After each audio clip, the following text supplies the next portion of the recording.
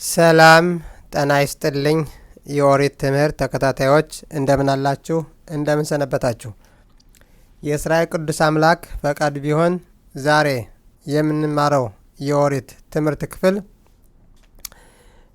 ስለ ባዕድ አምልኮት ትምህርት ይሆናል።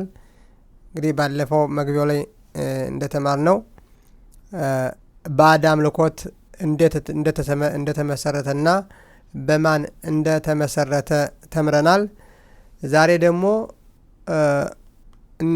ይህ ባዕድ አምልኮት ከተመሰረተ በኋላ ሐሰተኞች ነቢያቶችና ካህናት የባዕድ አምልኮት ካህናት ለሕዝቡ ምን አይነት እይታ እንደሰጡት እንማራለን ማለት ነው። እንግዲህ የመጀመሪያው ትውልድ የኤኖሽ ትውልድ ካለፈ ወይም ሞቶ ካለቀ በኋላ ሌላው ሁለተኛው ትውልድ ሲተካ ያን የመጀመሪያውን ፈጣሪ ይተውና እነዚህ በፈጣሪ ምትክ የሆኑትን የሚጨበጡ የሚዳሰሱትን ወይም በአይን የሚታዩትን ነገሮች ሰዎች ቢያረጉ የበለጠ ጥሩ ትምህርት ነው፣ ጥሩ ነገር ያገኛል በማለት ልክ ፈጣሪ እንዳነጋገራቸው አድርገው ለሕዝቡ ይናገሩ እንደነበር ይነግራል ማለት ነው። እንግዲህ በአይሁድ ሕግና ስርዓት ሂልኮት አቦዳ ዘራ ይባላል። እንግዲህ የባዕድ አምልኮት እንዴት እንደተመሰረተና ምን የተከለከለ መሆኑን የሚነግረን ወይም የሚያስተምረን የኦሪት ክፍል ነው ማለት ነው። ስለዚህ ምን አሉ? በአኻር ሻልኳ ያሚም ብዙ ዘመን ካለፈ በኋላ እያንዳንዱ ሰው በመነሳት አዋቂ ነኝ በማለት በአምሩ ሻአየር ጺባ በአማር ላይም ይብዱ ኮኻብዜ የዓለም ፈጣሪ እነዚህን ከዋክብት እንድናገለግላቸው ቁርባ እንድናቀርብ አዞናል፣ ንገሮ ለሕዝቡ ንገሮ ብሎናል በማለት ለሕዝቡ ይናገራል ማለት ነው። ሕዝቡ ደግሞ እነሱ ያሉት እውነት ስለሚመስለው እነዚያን ከዋክብት የተለያዩ ሰው ሰራሽ ወይም ፈጣሪ ሰራሽ የሆኑት ነገሮች ሕዝቡ ማምለክ ጀመረ ማለት ነው። ስለዚህ እንዴት አድርገው ማገልገል እንዳለባቸው ራሱ እነዚህ የሐሰተኞች ነቢያቶች ለሕዝቡ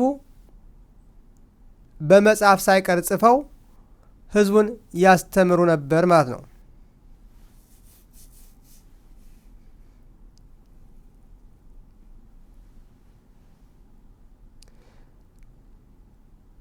ስለዚህ በዚህ አይነት መንገድ እነዚህ የተለያዩ የባዕድ አምልኮቶች ሊከሰቱ ወይም ሊመጡ ይችላል ማለት ነው።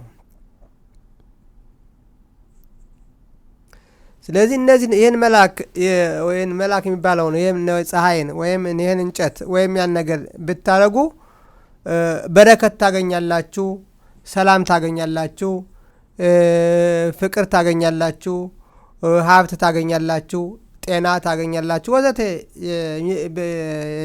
የተለያዩ ነገሮችን በማለት ለሕዝቡ ይህን ስታረጉ እነዚህ ነገሮች ሁሉ እነዚህን በረከቶች ታገኛላችሁ በማለት ሕዝቡን በማስተማር ባዕድ አምልኮት እንዲያመልኩ አድርጓቸዋል ማለት ነው።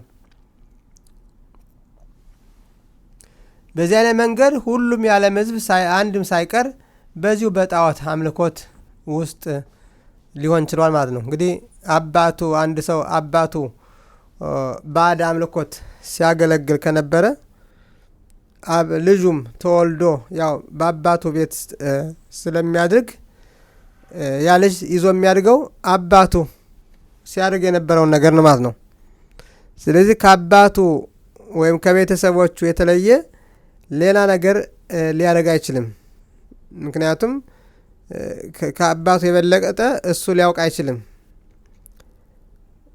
ራሱ ዛሬ እንደሚታወቀው እያንዳንዱ ሀገር ወይም እያንዳንዱ ባህል በእያንዳንዱ ሀገር የተወለደ ሰው ሕፃን ልጅ የሚያድገው የአባቱን ባህል፣ ወግ፣ ልማድ፣ የቤተሰቡን የአካባቢውን ዞን የሚያድገው ማለት ነው። ከዚያ ውጭ ሌላው ነገር በሙሉ እንደ እውነት አድርጎ አይቆጥረውም። ሌሎችንም እውነተኞች ናቸው ብሎ አይቀበለውም። ምክንያቱም ያደገው ይሄ ነው ትክክል ተብሎ ነው። በእምነቱም ቢሆን እንደዚሁ ነው።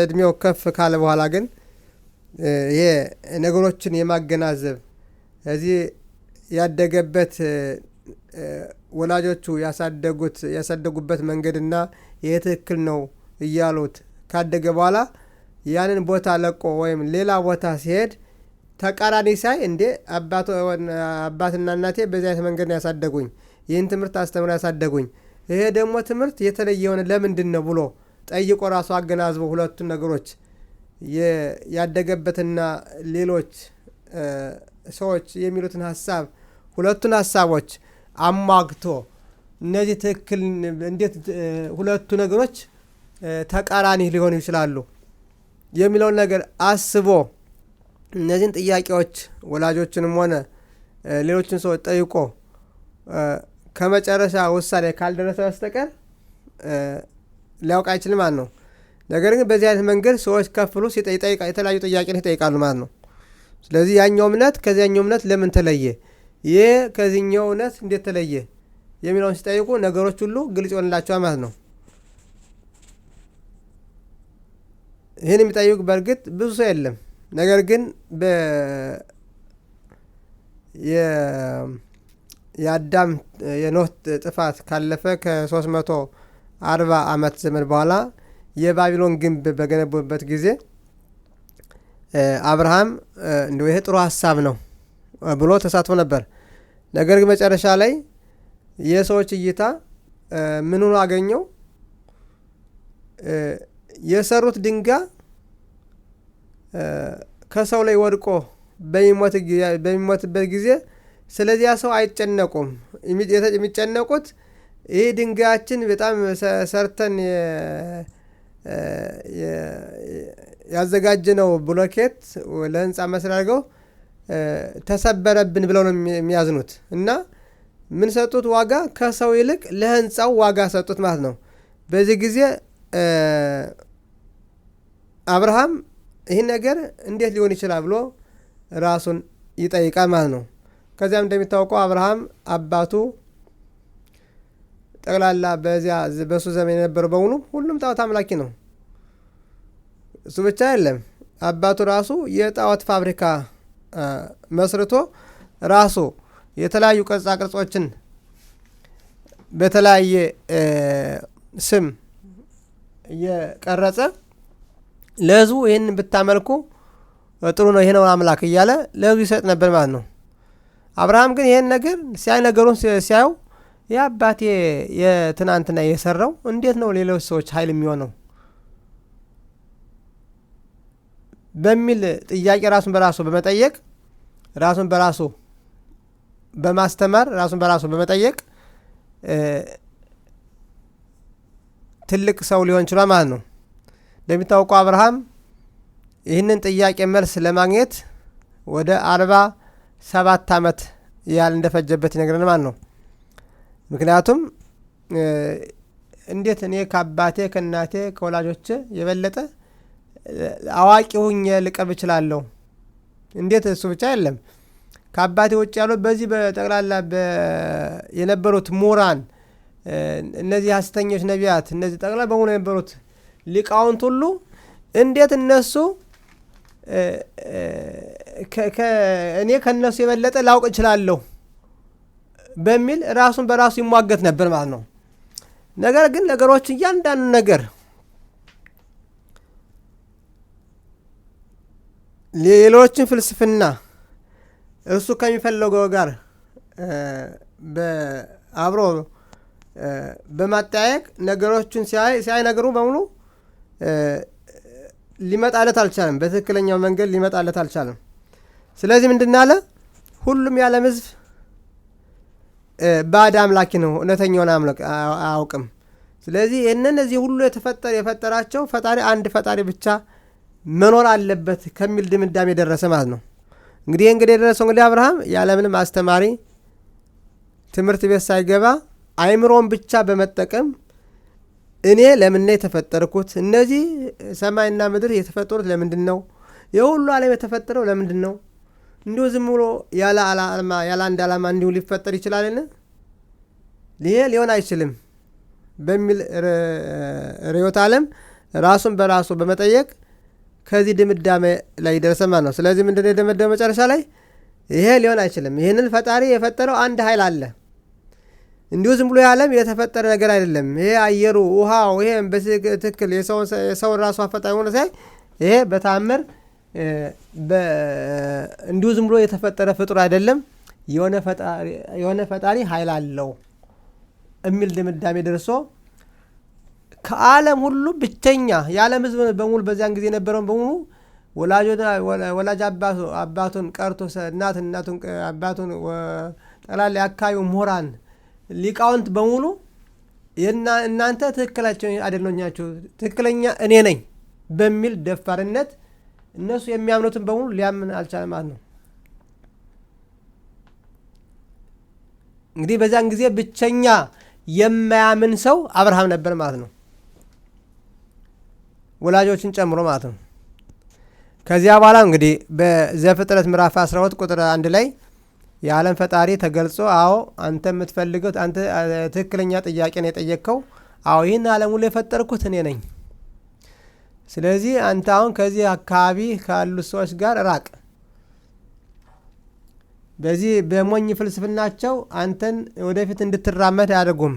ስለዚህ እኔ ወደማሳይህ ምድር ቤተሰቦችን፣ ወላጆችን፣ አገርህን በሙሉ ጥለህ ሂድ በማለት ትእዛዝ እንዳዘዘው ይነግረን ማለት ነው። ከዚያም በተጨማሪ አንተን ትልቅ ሕዝብ አደርግሃለሁ፣ በአንተም ሁሉም የዓለም ሕዝቦች ይመሰረታሉ። አንተ ልክ እንደ ብዙ አይነት ሕዝብ ነው። አንተ ሕዝቡ ልክ እንደ ትልቅ ግንድ ማለት ነው።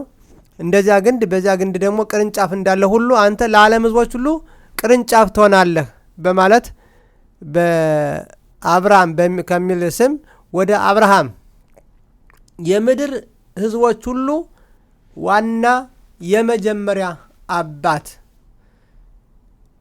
በሚል ልዩ ስያሜ አብርሃምን መርጦ ወደ እስራኤል ምድር እንዳመጣው ይነግረናል ማለት ነው። እንግዲህ አብርሃም እንግዲህ በጣም ልዩ የሚያደርገው ምንድን ነው? ያለው ምሁራን በሙሉ በዓለም ያሉት ምሁራን እነዚህ ካህናት ነን የሚሉት በሙሉ ባዕድ አምልኮ ካህናት የሚሉትን ጠቅላላ ነገስታቱን ሁሉ እናንተ አታውቁም፣ ስለዚህ የማውቀው እኔ ነኝ። ይህ ምን ማለት ነው? ለዚህ ዓለም ፈጣሪ አለው። ዓለም እንዲሁ ዝም ብሎ የተፈጠረ ነገር አይደለም። ስለዚህ የምታመልኩት በሙሉ ጣዖት አምልኮት ነው ያላቸው። ሁሉም ፀሐይንም ሆነ ጨረቃንም ሆነ ከዋክብትንም ሆነ እሳትንም ሆነ የተለያየ መላእክትን ሆነ የምታመልኳቸው በሙሉ እነዚህ በሙሉ ጣዖት ናቸው። እነዚህን ሁሉ የፈጠረ አንድ ኃይል አለ ከሚል ድምዳሜ ደረሰው። ከዚህ በኋላ የዓለም ፈጣሪ ወደ እስራኤል ምድር ካመጣው በኋላ በእስራኤል ምድር ቃል ኪዳን እንደገባለት ይነግረናል ማለት ነው። ስለዚህ ይህ ብቻ አይደለም። የቃል ኪዳኑ ራሱ በንብርሁ ብኻ ኮል ምሽፖት አዳማ፣ ሁሉም የዓለም ሕዝቦች በአንተ ይመሰረታሉ። ይህ ማለት አንተ ዋና አባታቸው ትሆናለህ። በአንተ ስራ በአንተ ጥላ ስር ሆነው ወደ ፈጣሪ መቅረብ ይችላሉ ማለት ነው። እንደሚታወቀው ሁሉም የዓለም ሕዝቦች ምሽፖት አዳማ ይባላሉ። ለምሳሌ ምሽፖት አዳማ ማለት የምድር ቤተሰቦች ማለት ናቸው። ይህም ለምሳሌ በሚገባን ቋንቋ ለመረዳት ያህል ኢትዮጵያ የሚባል ቦታ አለ፣ ስም አለ። እንግዲህ ለቦታው ቦታ አለ፣ አንድ ቦታ ለዚያ ስም አንድ አካል ስም ይሰጠዋለኝ። ለምሳሌ ኢትዮጵያ የሚል ስም አለ። እንግዲህ ኢትዮጵያ በሚል ቦታ ያለ ሰው በሙሉ ሁሉም ኢትዮጵያዊ ነው ማለት ነው። ስለዚህ አንተ ማን ነው ሲባል ኢትዮጵያዊ ነው የሚለው፣ ቤተሰቡን አይናገርም። እንዲሁም በአሜሪካም ያለው እንደዚህ ነው። አንተ ማነህ ሲባል እኔ አሜሪካዊ ነው የሚለው። እንዲሁም በተለያየ ሀገር በቻይና በተለያየ ሀገር በራሻ በተለያየ ሀገር ያሉ በሙሉ አንተ ማነህ ሲባለው እኔ ሩሲያዊ ነው የሚለው፣ እኔ ቻይናዊ ነው የሚለው፣ እኔ ካናዳዊ ነው የሚለው። ምን ማለቱ ነው? የዚያም ቦታ ስም ነው እንግዲህ ቤተሰብ ያደረገው ማለት ነው። ስለዚህ ሁሉም የዓለም ሕዝቦች ቤተሰባቸው መሬት ነው ማለት ነው። በዚህ ምክንያት ነው በመሬት ጦርነት የሚያደርጉት። በመሬት የተነሳ የእኔ ቦታ ነው፣ ለእኔ ይገባኛል፣ የእኔ ቦታ ነው። ስለዚህ አብርሃም ሁሉም የዓለም ሕዝቦች በአንተ ርዕዮተ ዓለም ይመሰረታሉ የሚፈልግ ካለ ማለት ነው።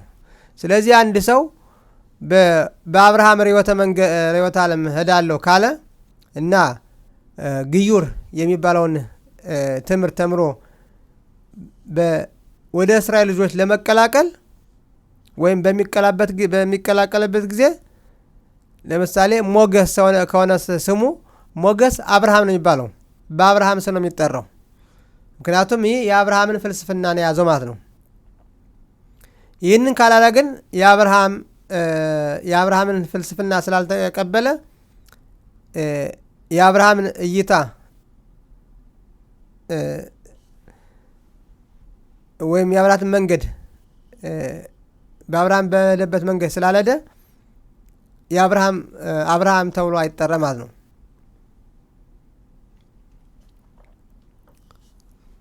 ይቅርታ። ስለዚህ ማለት እንግዲህ አብርሃም ከአዳም ጀምሮ ሁለተኛው አባት ማለት ነው።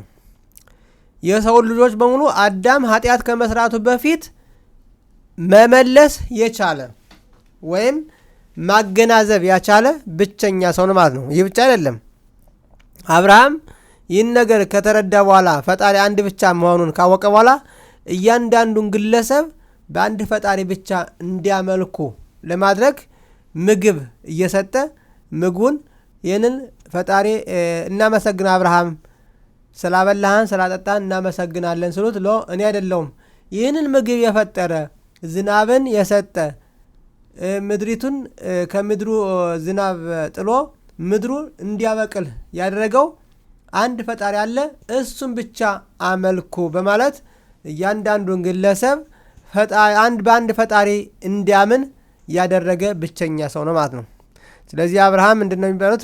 ይህም በማድረጉ አብርሃምና ሳራ ሰዎችን ፈጠሩ ይላል።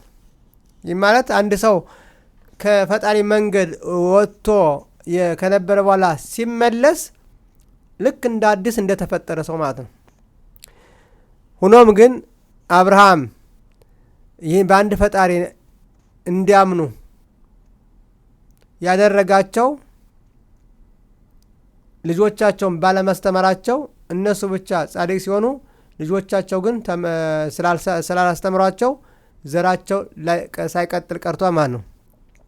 ስለዚህ አብርሃም ይህን ነገር ስለተመለከተ የአብርሃም ርዕዮተ ዓለም ምንድን ነው? እሱ ማወቅ ብቻ አይደለም፣ ልጆቹን በእሱ መንገድ እንዲሄዱ እንዲማሩ ትእዛዝ አስተላልፏል ማለት ነው። በዚህ ምክንያት እንግዲህ አብርሃም በፈጣሪ ዘንድ እጅግ በጣም የተወደደው እሱ ብቻ ማወቁ ብቻ አልቀረም፣ የእሱን ርዕዮተ ዓለም ልጆቹ እንዲያውቁለት አድርጓል ማለት ነው። ይህ ማለት ዘፍጥረት ምዕራፍ 18 ቁጥር 19 ላይ ፈጣሪ አብርሃምን ለምን ምክንያትና እንዴት እንደመረጠው ሲያስረዳ አብርሃም ልጆቹን የፈጣሪ መንገድ እንዲያውቁ በማስተማሩና እንዲማሩ ትእዛዝ በማስተላለፉ ብቻ ነው ይላል ማለት ነው።